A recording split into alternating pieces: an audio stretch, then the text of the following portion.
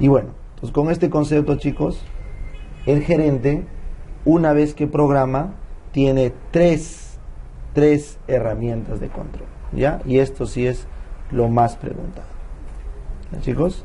Entonces, una vez que hemos entendido lo que es proceso, una vez que hemos entendido el ciclo de mejora continua y el ISO, recién podemos hablar de cuáles son las herramientas que tenemos para controlar un proceso. Son tres: supervisar, monitorear y evaluar. Las tres son pregunta de examen. Supervisión ha venido 2 veces, monitoreo 1 vez, evaluación 3 veces. Y si contáramos los indicadores, evaluación es el que más viene.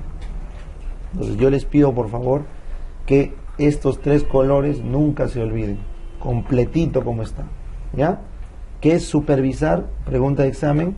Es observar la calidad del proceso desde arriba. O sea, ¿quién supervisa? El gerente. ¿Está bien? Jamás vas a mandar a supervisar a un trabajador, pues. Tienes que mandar a un superior. Porque si te supervisa, imagínate que tu colega te va a supervisar, o al costado, con el que pasas visita. Te va a decir, está bien todo, hermano, somos lo máximo. ¿Sí o no? Siempre supervisa el que está por encima, el que tiene como trabajo mejorar la calidad. Nunca olvides eso. Entonces la supervisión está a cargo del gerente, del director. Y ojo, observar la calidad, ¿te parece algo objetivo o subjetivo? Subjetivo, pues ponte que tu jefe es tranqui, pacharacazo, súper relax, va a decir que tu chamba es lo máximo. Ponte que tu jefe sea un japonés, un hindú. Los hindús son peores. Tenemos amigos que tienen jefes hindús, no los dejan vivir. Para esta fiebre del mundial se agarraba, dice, una amiga que era abogada de un staff, y era hindú su jefe, un indio maldito, dueño todavía, era dueño gerente a la vez, era dueño, accionista mayoritario y gerente. Entonces decía, yo no entiendo por qué les gusta tanto el fútbol a ustedes, el partido, todo el rollo, ¿no? Ya saben qué, pum pum, les puso 3 pantallas, nadie sale, pero pueden ver todos los partidos que quieran. Y les pusieron 3 pantallas, ni para el Perú, Nueva Zelanda, ni ida, ni vuelta, ni Colombia, ni nada. Desde Perú, Bolivia, se cruzó y les puso teles en todas las oficinas, para que nadie se mueva, porque muchos que se enfermaban se dio cuenta. Entonces, el gerente, su modo de ver el proceso es subjetivo. Si fuera un peruano, él va y les pone a todos, ¿no es cierto? Cuando van a Perú y salen todos y cierra el negocio, ¿no? PPK cerraba el país al día siguiente, o sea, ¿todo de qué depende? De la cultura. Nunca olvides, el jefe da la cultura organizacional. Entonces, si es lo que les aconsejo siempre, busquen quién va a ser su jefe, porque es el que determina el clima laboral, ¿ya?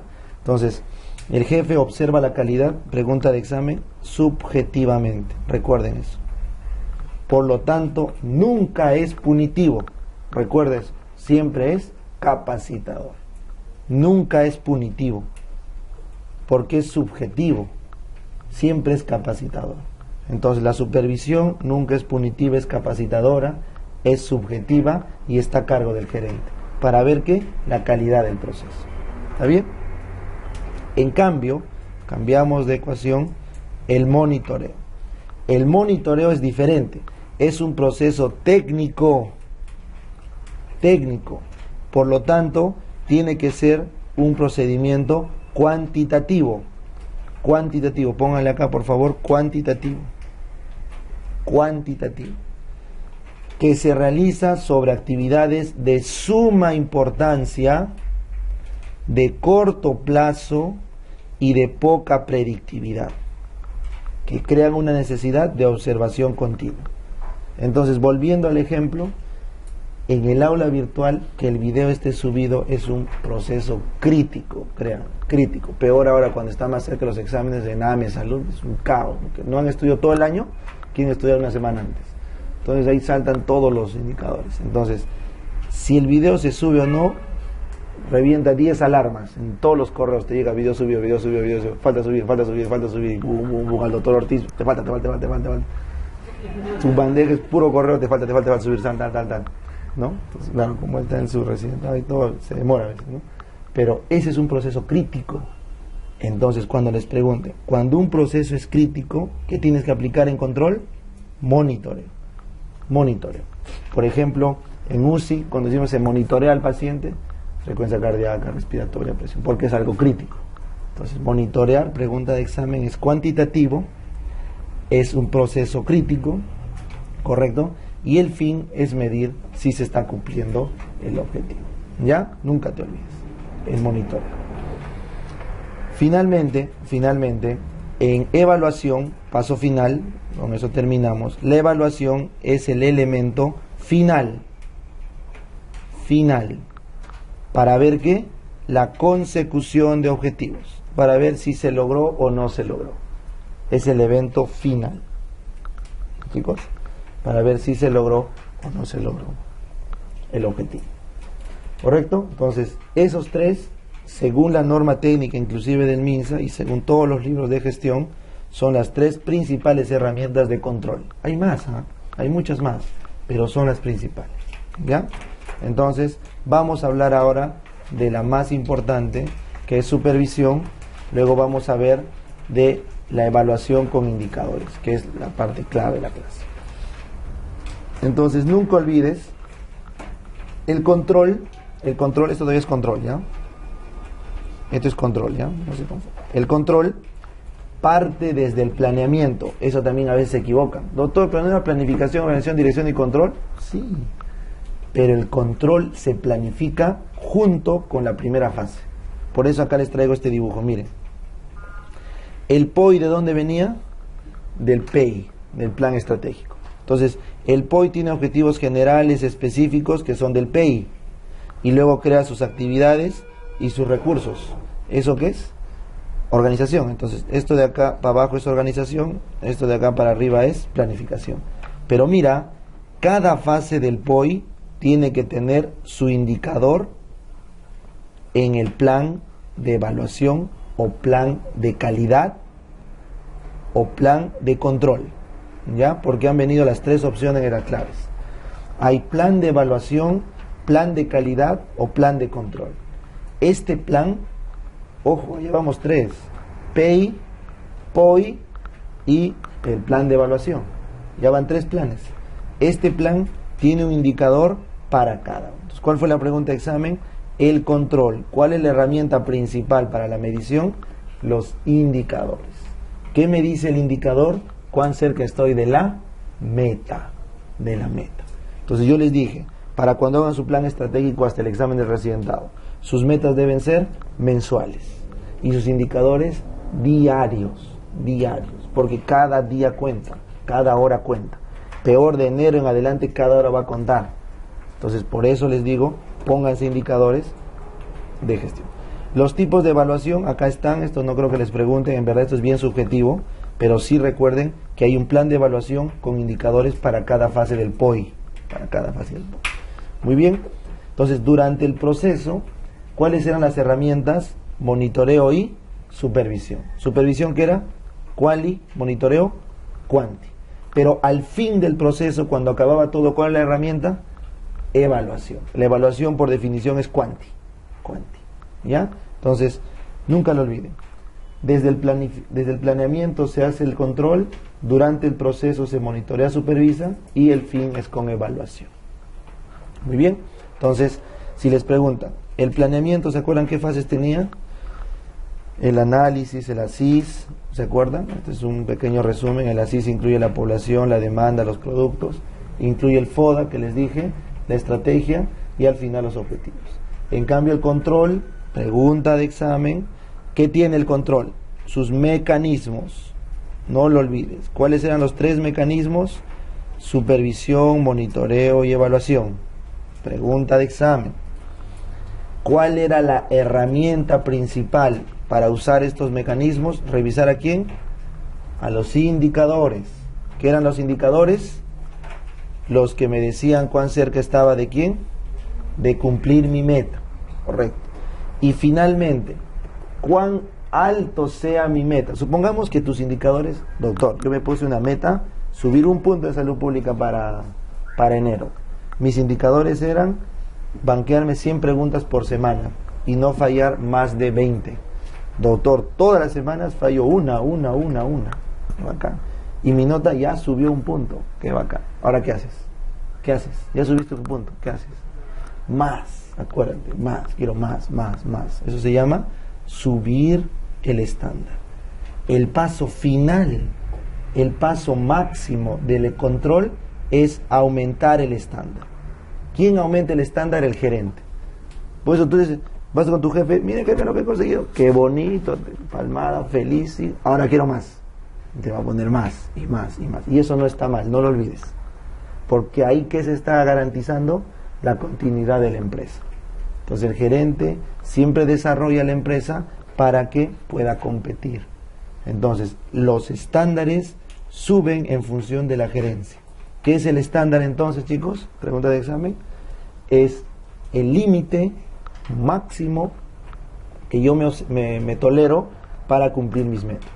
Entonces, el estándar, que es el límite máximo del cual yo no puedo bajar para cumplir mi meta, se llama estándar de calidad. Ese estándar de calidad va a ir subiendo poco a poco, y nunca tiene límite. Por eso le llaman el ciclo de mejora continua de Deming. Porque según Deming, ¿se acuerdan esta ruedita? Según Deming, la ruedita es así. Una escalera. Siempre sube y nunca va a parar. Eso es. Doctor, y si no cumple, yo quería un punto, voy en medio. Ya estamos marzo y he subido medio punto. ¿Qué hay que hacer ahí? La parte mala del control. ¿Cuál es? Medidas correctivas. Ya, esta es la parte mala. Es la que nos gusta, ¿no? Cuando en el control no se cumplen las metas, hay que corregir. Y muchas veces la corrección implica incluso cambiar a todo el personal. Lamentablemente es así. Entonces es la parte fea de la gestión, pero es inevitable, ¿no? Es como la apoptosis en la célula. Si no hay apoptosis, no avanza el órgano, ¿no? Siempre les explico eso. Las medidas correctivas lamentablemente son así. ¿Ya, chicos? Son así.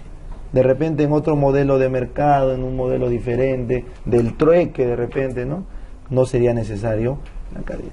Pero en el modelo que tenemos de economía es muy importante la calidad. Por eso siempre les digo, cuanto más competitivos nos guste ser en el trabajo, mejor va a ser. Y ya está, se acaba el trabajo, te vas a tu casa y cambias, te pones Buda, te pones tu mantra, meditas. Pero en el trabajo, la única solución, al menos al mundo actual, es ser competitivos. ¿Y ser competitivos qué es actualmente? Control de procesos. ¿Ya, chicos? Por eso en cualquier trabajo que vayan, siempre hay una presión de la gerencia para mejorar la calidad. Siempre. ¿Chicos? Muy bien. Finalmente, este es el resumen. La supervisión evalúa la calidad, les dije. B, capacitación, les dije. Hay un supervisor y un supervisado. Siempre tiene que ser superior el supervisor, jefe o más antiguo, lo que fuera. Ojo, esto me faltó. Centrado en el trabajador. Ojo, la supervisión es pro trabajador, capacitarlo, hacerlo más feliz. Ojo, no es castigarlo.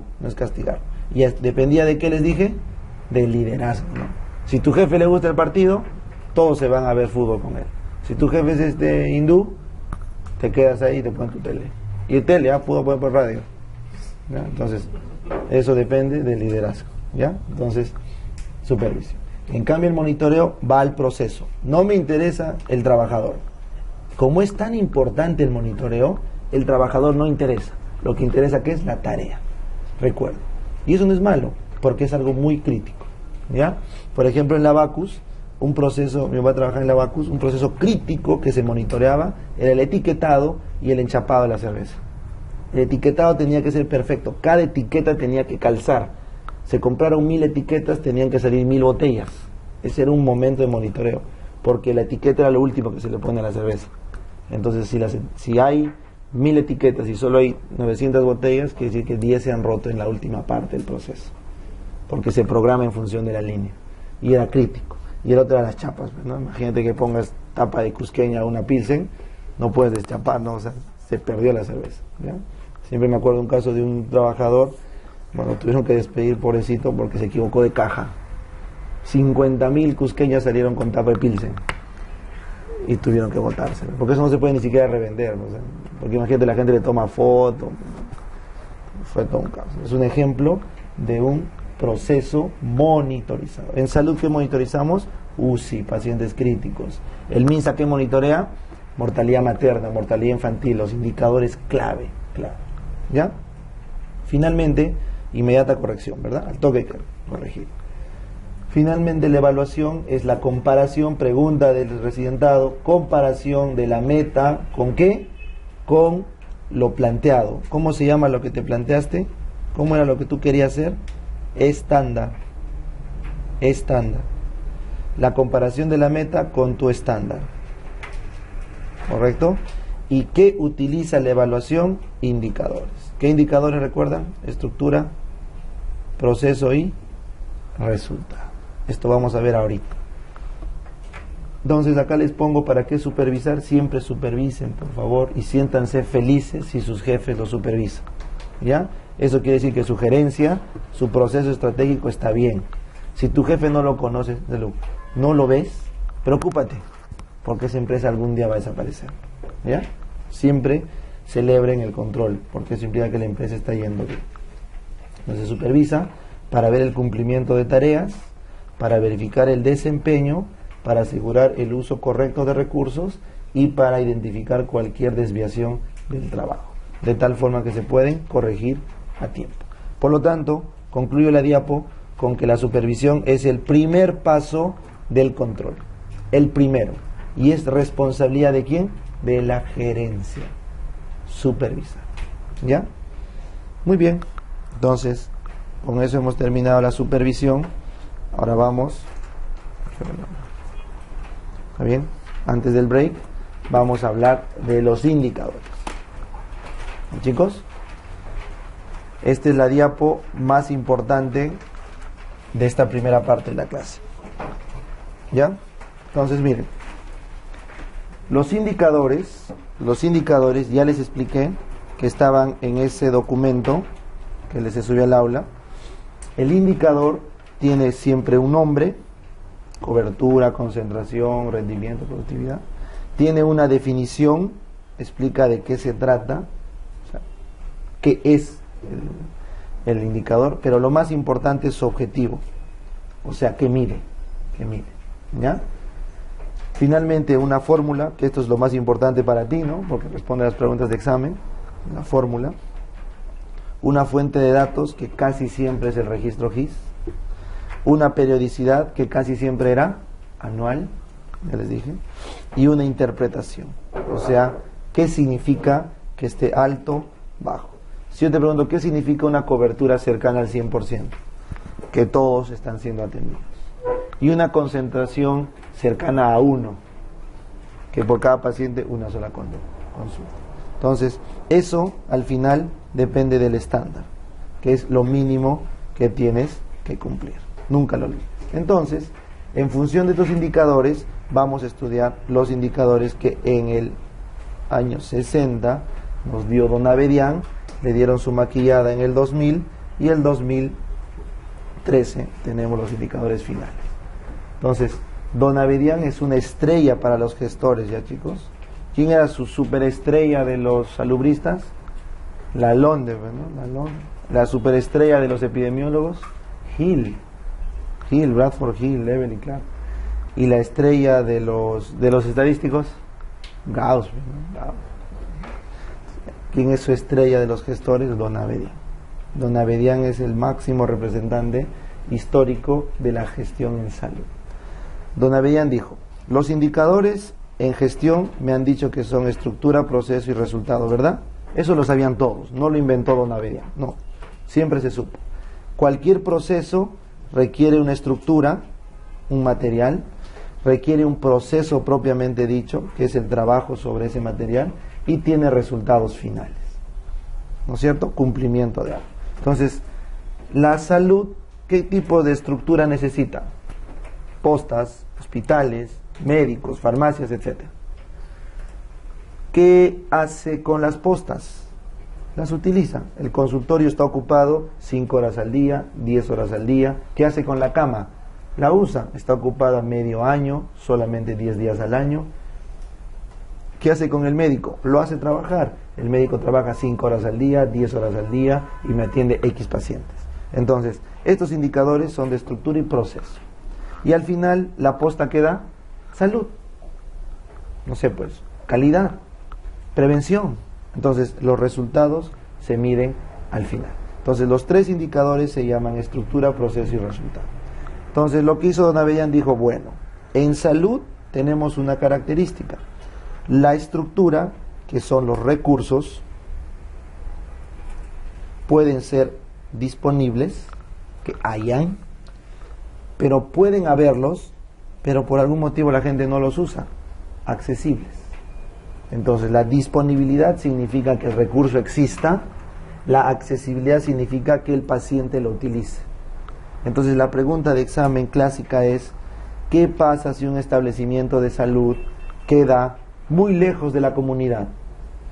No existe, o sea, es un indicador de estructura, pero ¿de qué tipo? De accesibilidad. ¿Cómo está lejos? Accesibilidad geográfica. Entonces, tenemos accesibilidades geográficas, económicas, culturales y administrativas.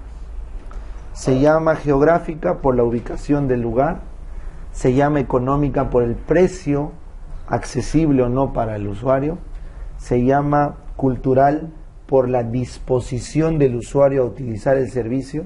Por ejemplo, ¿qué tal si tienes el mejor hospital de atención gratuita, pero la comunidad ashaninka no lo quiere utilizar? ¿Qué accesibilidad es? Intercultural o cultural. Y finalmente, se llama administrativo cuando tú no gestionas bien. ¿Qué es lo que ocurre en el seguro? El seguro no tiene barrera geográfica, no tiene barrera económica porque es gratuita, y no tiene barrera cultural porque todos aceptan. ¿El problema cuál es? La barrera administrativa. El salud se ha consumido a sí mismo en su burocracia y no puede hacer que el asegurado use su servicio porque tiene una barrera administrativa. Y cuando digo administrativo me refiero a todos los extremos. Recién hace pocos años se hace consulta de tarde. Antes no se podía. Los médicos no queríamos. No.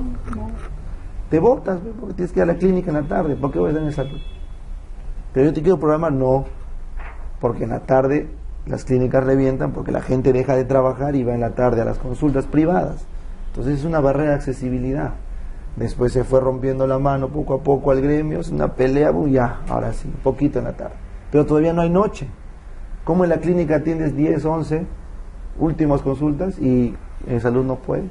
Entonces, el gran problema de salud, como les digo, es un tema administrativo, de gestión de recursos. Ya les conté ayer cómo habían camas de hospitalización vacías, con los internos yendo a pedir, ¿quién quiere operarse vesícula? Y agarraban a cualquier paciente y lo subían a sala ese día inclusive. ¿Ya? Pregúntenle a cualquiera que estuvo en la época del daño resuelto. ¿Ya? Finalmente, el recurso, chicos, no hace nada. Tenés un monstruo gigante, por ejemplo, el Hospital del Niño de San Borja, pero el Hospital del Niño de Breña le da de lejos, ¿no? De la Brasil. ¿Por qué? Con menos recursos hace más trabajo. Entonces, ¿cuál es el siguiente indicador? Proceso. El proceso es el recurso, cómo lo pongo a trabajar. Entonces, si tú me dices, doctor, tengo todos los libros habidos y por haber de los manuales de preparación. Perfecto, recursos.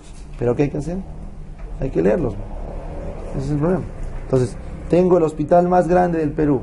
Hay que usarlo, pues. ¿Cuántas camas están ocupadas? ¿Cuál es tu porcentaje de ocupación de camas? 10%. 90% de capacidad ociosa. Entonces, el indicador de proceso es el que te dice cómo se está usando ese recurso.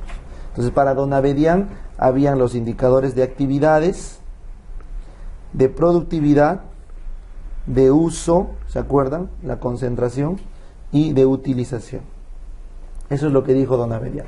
Pero acá lo que yo les recomiendo es, vean los indicadores de la NORMIT, ¿no? Del documento técnico. Don Avellán decía, actividades. ¿Cuántas actividades se hicieron? Doctor, hice 10 charlas. ¿Qué indicador es ese? Proceso. Porque tú, médico, recurso, has hecho 10 trabajos. Las actividades cuentan como proceso. Doctor, he atendido 100 pacientes en 10 horas. 100 pacientes en 10 horas. ¿Cuánto fue tu productividad? 10%. Hay una ligera diferencia entre productividad y rendimiento, dependiendo de la programación, pero básicamente significan lo mismo. Y finalmente, el uso lo que les dije es la concentración, ¿verdad? ¿Cuántas atenciones? ¿Entre quiénes? Entre los atendidos. Doctor, me hice 100 consultas, qué bonito, pero para 10 personas. O sea, ¿cuánto has concentrado? ¿Cuánto has usado, perdón? O concentrado, 10, ¿no? Y utilización se refiere al uso de camas, uso de consultorios, uso de camas de UCI, uso de salas de operación, ¿ya? Entonces, esos son los indicadores de proceso. Entonces, vayan a la siguiente lámina. Miren, bajo el criterio de relevancia hospitalaria, te dije cuántos habían, 22. Productividad, rendimiento, como les dije, varían en cuanto a la programación. Concentración, uso de consultorios, promedio de laboratorio, promedio de permanencia, sustitución de cama, ocupación de cama, rendimiento de cama, razón de emergencia, consultas médicas. Este no. Esto sí. Hasta acá tienes procesos. ¿Ya? Ya cuando comparas emergencia, consulta, urgencia, consulta, ya ahí estás viendo una relación de capacidad resolutiva. Eso deja. Rendimiento de sala, rendimiento de emergencia, cirugías, esto de acá también proceso. Como ves, donde ves rendimiento, proceso. ¿Ya? Resolutividad, infecciones, mortalidad, cesárea, perinatal, mortalidad suspendidas, ¿esto qué será? Resultados. ¿Te das cuenta? Entonces, no es que te digan, no es que diga ahí en la tablita, este es un indicador de proceso de resultado, no, es la lógica. ¿Qué cosa dice la lógica? Proceso, ¿qué es? ¿Cuánto uso el recurso?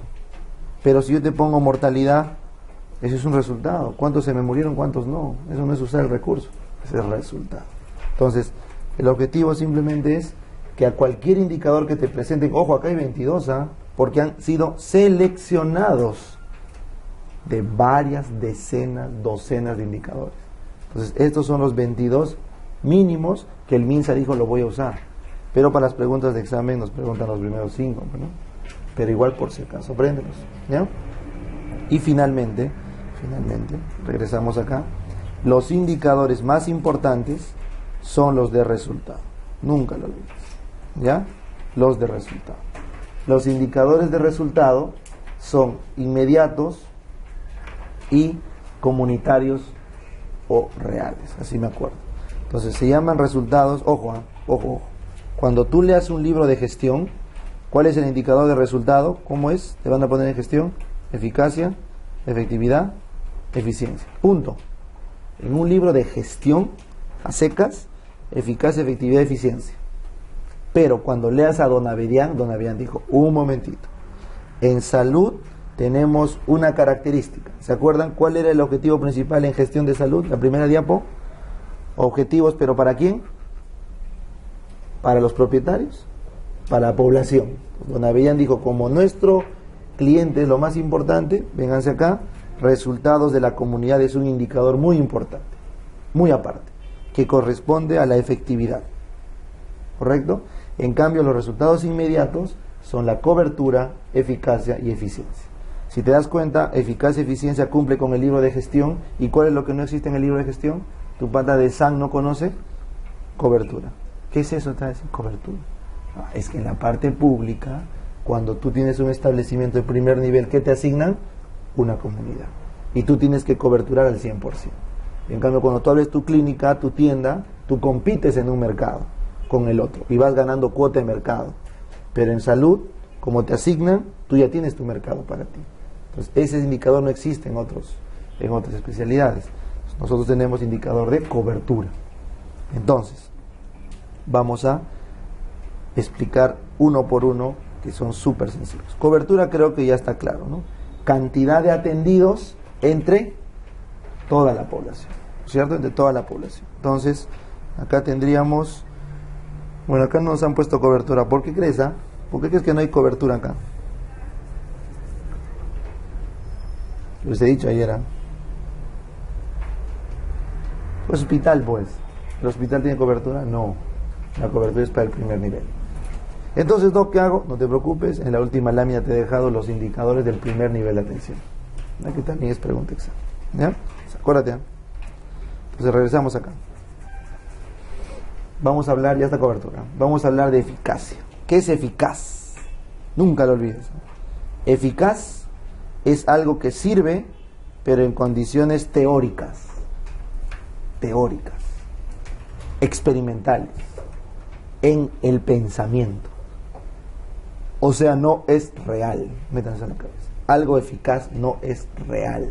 No es real.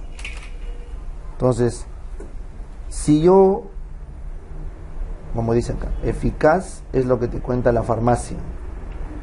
Te va a decir, en el estudio clínico controlado, talcito, mi medicamento es mejor que el que estás usando. Cómprame. ¿No es cierto? Eficacia es lo que en teoría sirve.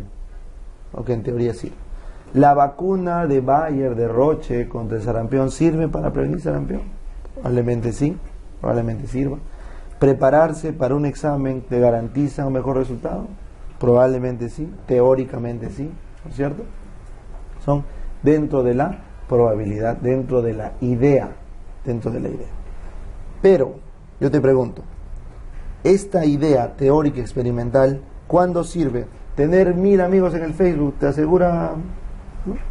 Pues teóricamente, ¿no? Puede ser aceptación social, lo que fuera.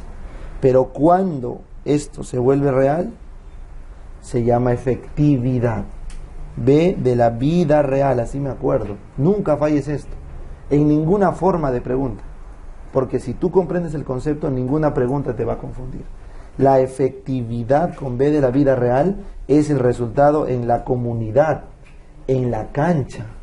Por eso acá arriba dice, efectividad es lo que sucede en la realidad. Entonces volvamos al ejemplo.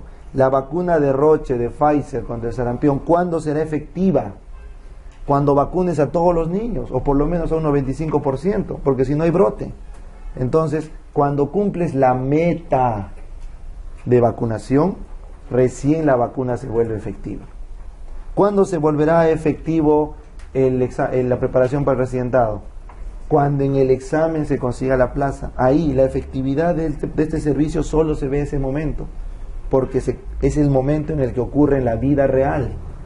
Se pueden hacer N simulacros, 1.000.000, pero la realidad es el examen. Siempre recuerdo. ¿Y cuándo se mide si Facebook sirve o no para tu popularidad? Cuando conoces a tus amigos, a tu esposa, todo por Facebook, pues, ya. Ahí fue efectivo, ahí sirvió tu Tinder, todas tus aplicaciones, ¿ya? Entonces, eso es efectivo, que ocurre en la vida real. Entonces, una vez que se consigue en la vida real, acuérdense esto, se ha cumplido la meta. La efectividad mide la meta real.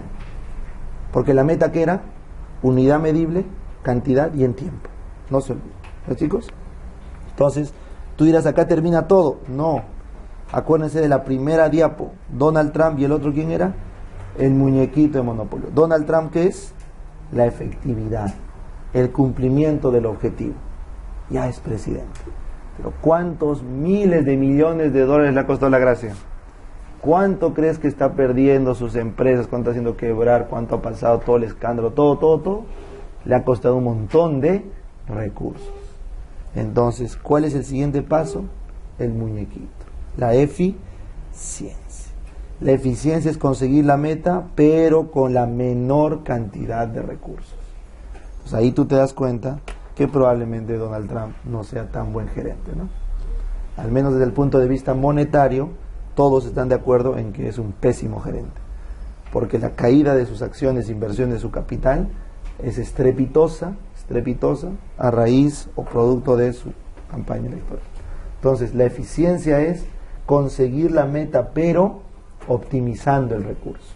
Entonces, ¿cuándo será eficiente la vacuna de Pfizer? Cuando consigas proteger a tu comunidad con el menor número de vacunas. Porque tú lo hiciste con un lote, tu compañero serumista del frente se gastó 5, se le caían, se le perdían, no tenía cadena de frío, no sé. Tú eres más eficiente. ¿Cuándo la preparación va a ser más eficiente? Cuando consigues la plaza, pero de repente estudiaste menos. O sea, ¿quiénes llevan al extremo la eficiencia? Los serumistas, ¿no? Vienen como kamikazes y en un mes quieren todo, ¿no es cierto? Tú pones el curso súper intensivo y están ahí las 12 horas sentados, ¿ya? Llevando la eficiencia. A algunos les liga, a otros no. Como se consiguió el objetivo, eficiencia, ¿ya? Entonces, siempre que tú le compares meta con el recurso que has empleado para eso, se llama eficiencia, ¿correcto? Y eficiencia es el indicador más importante porque es lo que te pide la gerencia. ¿Qué era la gerencia? Objetivos más recursos ahorrados. Objetivo, ¿qué es? Efectividad. Con recurso, ¿qué se vuelve? Eficiencia. Entonces, con esta explicación, que solo se puede hacer tranquilamente en este momento, cualquier pregunta que veas, no puedes fallar. Te pueden preguntar de N modos. Se tiene un ensayo clínico controlado donde se demuestra la de la vacuna, ¿ok? La eficacia. Se tiene un estudio de farmacovigilancia o un estudio a largo plazo post comercialización para ver la efectividad del fármaco en la comunidad, ¿correcto? Se tiene un estudio de costos para ver qué medicamento es mejor que otro. En costos, eficiencia, asumiendo que cumple lo mismo, ¿ya? Entonces, eso es muy importante para que ustedes recuerden en gestión. Ahora, no te lo van a poner así a veces te quieren tranquear la vida y te ponen estas palabras: coste-beneficio, coste-efectividad, coste-utilidad. A veces viene así. Entonces, tranquilo. Se llama coste algo cuando tú enfrentas una inversión. No te preocupes, todo cuesta, te dije, ¿verdad? Todo cuesta, el recurso humano, material y el financiero. Entonces, en gestión se habla de coste algo cuando tú quieres enfrentar el dinero que invertí versus un resultado. ¿Está bien? Entonces, se llama coste-beneficio cuando el resultado, ¿qué es? También dinero. Entonces, el coste-beneficio está evaluando cuánto invertí en un producto, en un programa, versus cuánto recurso ahorré. ¿Qué indicador te medía recursos? Eficiencia. Entonces, el coste-beneficio corresponde a qué concepto? Eficiencia. Entonces, se da por sentado, se da por entendido de que para que sea algo coste-beneficio, tuvo que haber cumplido su meta, ¿no? Se supone. Entonces, yo cumplí mi meta, pero lo hice a menor costo. Esa inversión fue mejor, ¿correcto? Eso se llama costo-beneficio. Le compré a Pfizer a 1 millón el lote. El otro le compró a Roche a $500,000 el lote. Ambos vacunaron igual. Eficiente, coste-beneficio, el de Roche a $500,000. ¿Está bien? Muy bien. No se confunde. Por eso acá dice coste-beneficio, objetivo medido en términos de ahorros económicos. Soles contra soles. No, doctor, a mí no me importa la plata. A mí el MINSA no me paga por ahorrarle. A mí me paga ¿por qué? Porque cumple el objetivo. Punto. No importa si me gasto 1,000 lotes. La cosa es que tengo que coberturar. ¿No es cierto? Entonces, ese es un enfoque. ¿Cómo se llama cuando tú enfrentas lo que gastas? Pero solo contra el objetivo, solo contra la meta. No te importa cuánto te costó la meta, Donald Trump. No importa cuánto pierda, quiero ser presidente. Coste-efectividad. Cuando tú enfrentas el objetivo, pero medido en una unidad de efecto. ¿Cuánto me gasté para ser presidente? Coste-efectividad. ¿Correcto? ¿Cuánto invertí para mis retornos ahora que soy presidente? Costo-beneficio. O sea, si yo le evalúo la costo-efectividad a Donald Trump, va a cumplió la meta, pero si le evalúo el costo-beneficio, quizás no cumpla, porque se derrochó su plata. ¿Está bien? Algo así como Acuña de Estados Unidos. ¿Ya? Entonces, ese es el concepto. Finalmente, esta pregunta todavía no ha venido, pero tiene que venir. El indicador actual en el mundo desarrollado es coste-utilidad. El mundo desarrollado no le importa el ahorro de dinero, porque ya dijimos que en la salud alguna vez se puede ahorrar. Nunca, porque siempre van a faltar recursos. Tú crees que ahorras, esa es tu idea, pero hay otra gente que podría necesitar ese dinero. O sea, en salud nunca se ahorra porque siempre faltan recursos. Entonces ellos lo que se han dado cuenta, el tema no es costo-beneficio. ¿Importa la meta? También se han dado cuenta. ¿Quién pone la meta? ¿Quién dice que es la meta? El médico. El personal de salud pone la meta. Baja mortalidad, cobertura de vacunación. Y yo les pregunto, en un país más desarrollado, ¿quiénes somos nosotros para decir que está bien o no? Entonces, cuando la cultura es más desarrollada, dicen, un momentito, para ti estará bien, pues. Para ti estará bien como una meta 10 años más de vida. Pero para mí no, porque esos 10 años de vida significan para mí una mastectomía radical y no puedo vivir así, no, sorry. O sea, prefiero 5 años nomás, pero con mi mamá. ¿Entienden? Entonces, cuando el paciente puede reclamar a ese nivel, ¿qué indicador viene ahora? Coste-utilidad. Por eso les pongo un buzón, porque es la calidad percibida. Entonces, el coste-utilidad es el objetivo, pero medido en función de la calidad que percibe el usuario. ¿Cuánto invertí? Soles, y la medida es el ABAC, años de vida ajustados a calidad. Entonces, los grandes sistemas de salud pública evalúan años de vida ajustado a calidad. No es igual una intervención local con radioterapia y quimio, de repente, que una cirugía radical que deja secuelas. Entonces, voy a invertir 1 millón de euros para ver cómo les va con mamo, radio y quimio, y voy a invertir 1 millón de euros para ver cómo les va con mamo y cirugía radical, ¿correcto? Las mujeres con mamo, radio y quimio viven 2 años menos. Las mujeres con cirugía radical 2 años más. Pero cuando les pregunto quién ha sido más feliz en su postoperatorio, post-tratamiento, las de quimio me dicen, doctor, no importa, que estoy feliz. Cambio las de mastectomía dicen, no, doctor, mis 5 años que me han dado, 7 han sido un martirio. Entonces, ¿ellos qué hacen sus políticas en función de qué? Del coste-utilidad. ¿Ya, chicos? Si alguna vez les preguntan cuál es el indicador de resultado de mejor utilidad, de mejor significancia para el impacto de la salud, es el coste-utilidad, el que enfrenta inversión contra ABAC, años de vida ajustados a calidad. ¿Ya, chicos? Eso es importante. Muy bien, entonces con eso hemos aprendido los indicadores, la parte más importante. Ahora, rapidito nomás, rapidito, acá les puse los indicadores, como yo sé que de repente no leen algunos, por lo menos acá está la lista, ¿no? Pero ya les dije, revísense uno por uno. Muy bien, luego venimos acá, pregunta de examen 2 veces, si contamos con la del ENAM son como 5 veces que ha venido. ¿Cuáles son los requisitos para hacer un indicador? Nunca te olvides. Primer requisito, que sea válido. ¿Se acuerdan que era validez en epidemio? Medir lo que quiero medir. Yo me peso con una balanza, me mido 1 centímetro, no al revés. Eso se llama validez. El segundo es ser objetivos, dar el mismo resultado cuando se aplican. Bueno, es porque son gerentes, ¿no? Pero si fueran epidemiólogos, ¿cuál sería la palabra en vez de ser objetivos? Confiables. El sinónimo de esto es ser confiable. Pero bueno, ya como son gerentes les perdonamos, ¿ya? Ser objetivos, no. Está en el libro, pues no. Confiable. En epidemiología, una medición es confiable cuando repetidas veces da lo mismo, ¿no? O sea, ¿qué error no cometía? Aleatorio, ¿no? Beta, el error aleatorio. Esto sí, cuando un indicador es sensible, cuando detecta cambios mínimos, tiene la capacidad para detectar cambios pequeños.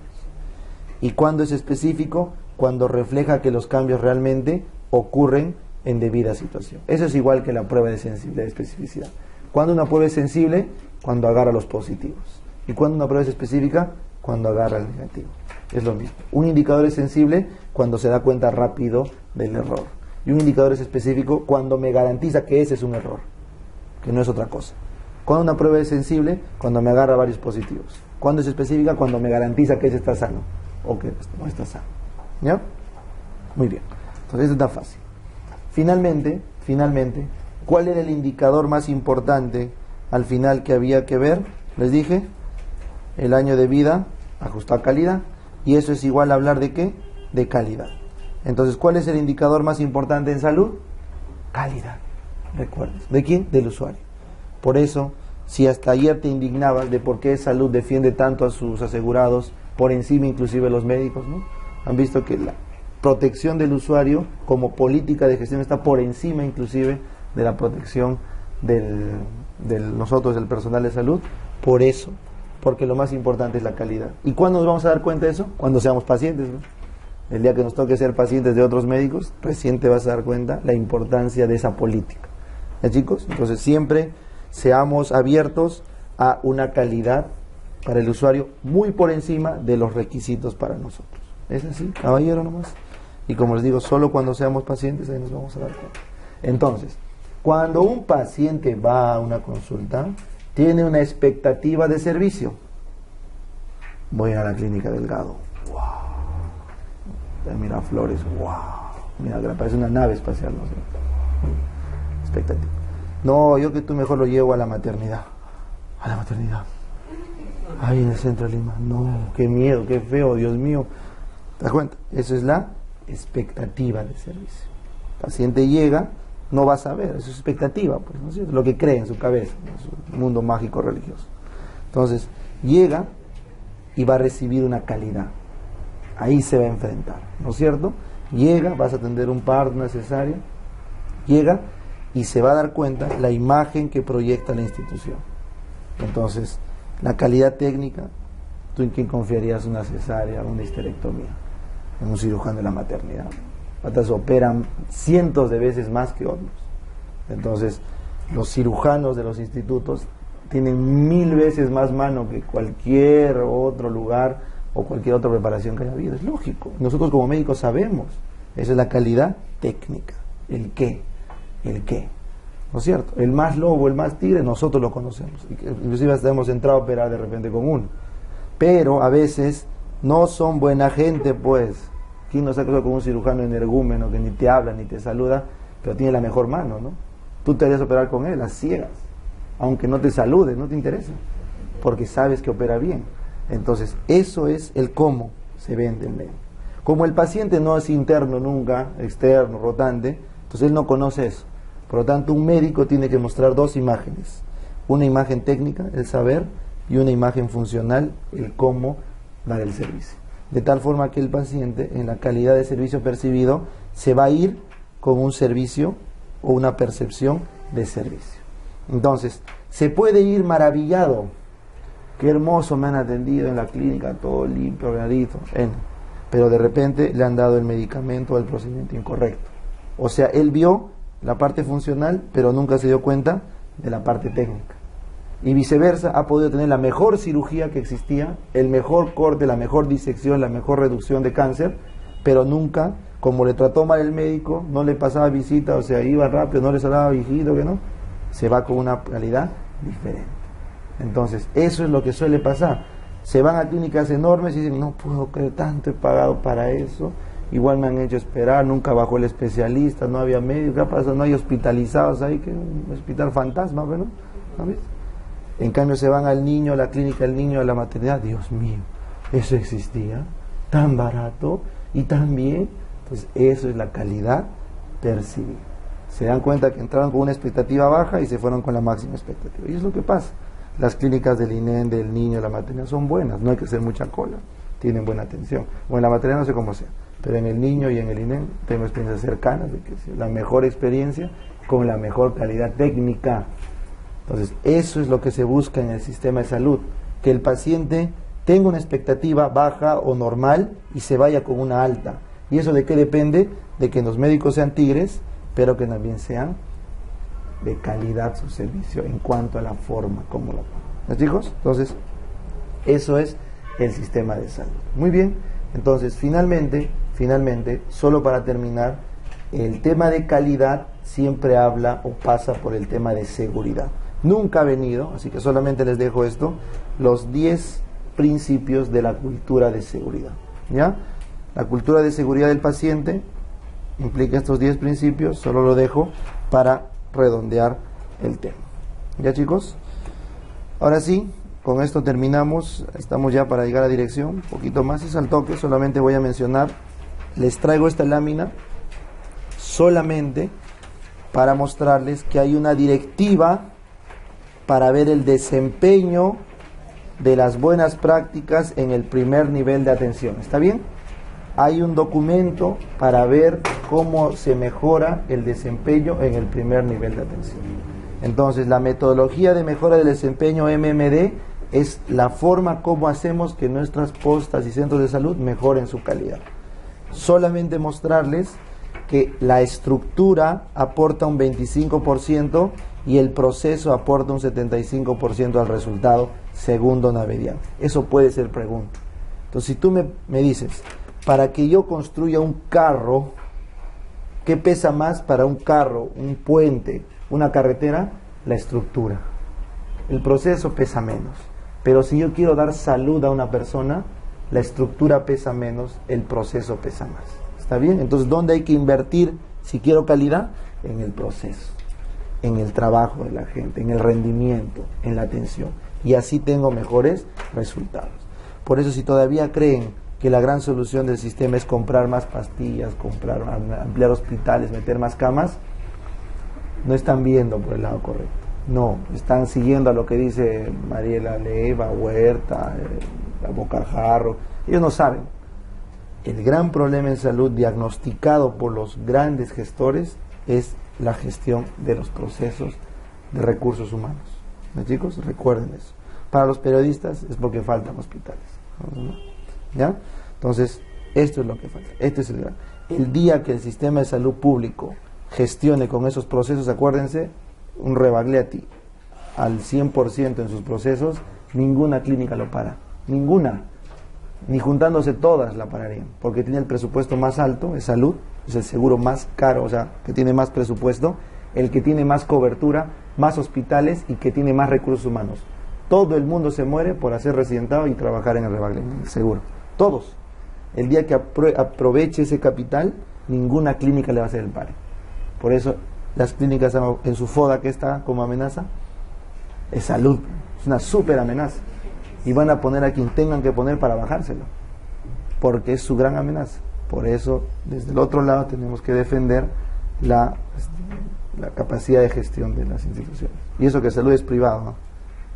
MINSA inclusive es mejor porque es público. Pero bueno, entonces esto, chicos, es el esquema de mejora de calidad. Y les pongo la diapo porque ha habido dos preguntas acá. El mínimo, lo mínimo de calidad que tiene que haber en la percepción del cliente es 60%. Y lo adecuado es por encima del 80%. ¿Está bien? Por eso he puesto la diapo, por esta pregunta. Y el segundo motivo de esta pregunta es para recordarles que las competencias, la motivación y la oportunidad son los tres pilares para mejorar la calidad. O sea, siempre hay que... Si tú quieres mejorar la calidad en tu servicio, mañana ponte donde trabajes, siempre enseña a la gente, capacítala, siempre motívala todos los días, pero aprovecha la oportunidad para empoderarlos. Siempre aprovecha. La oportunidad que tengas para empoderar a un trabajador para ver si aprendió y si está motivado, siempre dáselos. ¿Ya? Es lo que hizo Gareca, ¿no? Le dio la oportunidad a sus chiquillos, los motivó, pero los entrenó. Y no sé cómo estamos en el mundial. ¿Ya? Entonces, esa es una lógica del proceso de mejora. Muy bien. Y solo para mencionar, como les digo, ha venido una sola vez el médico que se encarga de controlar, hoy por hoy es el auditor médico y cada vez más el médico especializado en calidad. Actualmente, auditoría es la que da la hora, pero luego va a venir calidad. Y créanme, con el tiempo esto va a volverse una especialidad, de todas maneras, o una subespecialidad de gestión, una de dos. Así como salud ocupacional se volvió especialidad, igualito. Entonces, es inevitable que con el tiempo aparezca la especialidad de control de calidad en salud. Es inevitable, ¿correcto? Entonces, prepararse en auditoría, en gestión de calidad es una buena inversión, al menos si les gusta la parte de gerencia, ¿ya? Entonces, el auditor médico es la parte más cercana a la medicina como ejercicio, pero la más cercana a la gerencia como dirección. Es la llave que apalanca los dos. Porque ¿cuál es el trabajo? Comparar, esa fue la pregunta de examen. El auditor compara el acto médico con el criterio o la norma. Entonces, como dice el refrán, las comparaciones son odiosas. El auditor es odioso. Es odioso, ¿por qué? Porque lo que hace es comparar el acto que ya se hizo con el estándar, ¿no? Y que es fácil decir, claro, es fácil juzgar después, ¿no? Es fácil ver después, ¿no es cierto? Pero el objetivo de que el auditor compare no es para bajarse al médico, sino ¿para qué? Para encontrar el error, avisarle al gerente dónde está el error para que mejore su proceso. Ese es el trabajo. Entonces, lo que hace es emite no conformidades. En ningún momento un auditor dice que hay una mala praxis, eso lo hace el juez. En ningún momento, solamente son no conformidades y sugiere acciones correctivas. Punto. Ese es el trabajo de auditoría y hay una norma técnica de auditoría. Entonces, no te olvides, las conclusiones son juicios de carácter profesional en base a hechos. A hechos. El auditor solo habla sobre los hechos. O sea, ¿sobre qué? Sobre la historia clínica. ¿Correcto? Y sus recomendaciones son propuestas o sugerencias, no son obligaciones, para mejorar el trabajo. Entonces, un auditor médico, bueno, tiene estos principios, ¿no? Ética, todos los médicos tienen ética, es por gusto. Basado en hechos, eso sí, historia clínica, confidencialidad, mejora e independencia. Pero esto de acá sí me parece importante, pero no vaya a ser que algún día les venga. Las observaciones de auditoría van así. Una sumilla con el resumen de la observación, una condición que viene a ser el acto médico encontrado, un criterio que viene a ser la guía de práctica clínica o la literatura contrastada, una causa que es por qué no se cumplió eso y un efecto que es lo que ocurre en el paciente. Entonces, condición, ¿se acuerdan cómo se evalúa en auditoría médica? ¿No han visto alguna vez? Una línea de tiempo, ¿no es cierto? Todo se hace con línea de tiempo. Agarras 9:40, 1 de diciembre, entra el paciente con estos signos, tales exámenes, avanza, y tal historia. Paciente alta, paciente muerto, paciente en UCI, no sé. Entonces, evaluamos. A ver, ¿con qué diagnóstico entró? Con tal. ¿Le hicieron tal prueba como dice la guía? No. ¡Pum! Agarras ahí. Condición. El 1 de diciembre el paciente entró con diagnóstico sospechoso de meningitis. No se solicita punción lumbar. Condición. Criterio. La guía de práctica clínica de meningitis dice que ante la sospecha clínica tiene que pedirse punción lumbar. Por lo tanto, causa, el médico tratante no siguió la guía de práctica clínica. Efecto, el paciente no se benefició del máximo conocimiento médico. Punto. Esa es la conclusión.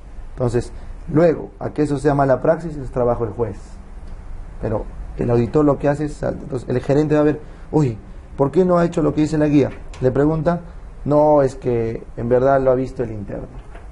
Ese es mi sello, le he prestado.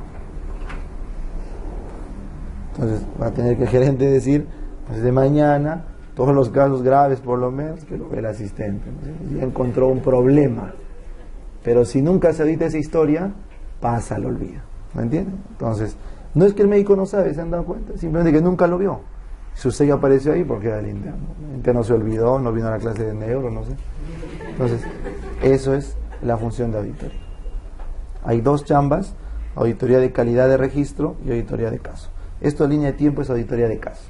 Auditoría de registro es para ver si se cumplen los criterios de la norma técnica de historia clínica, que sería la última norma que les recomiendo leer. La última, sí, la última, después de que hayan leído el MAIS, el de gestión y el de establecimientos, la norma técnica de historia clínica, por si acaso. ¿Ya? Con eso está terminado.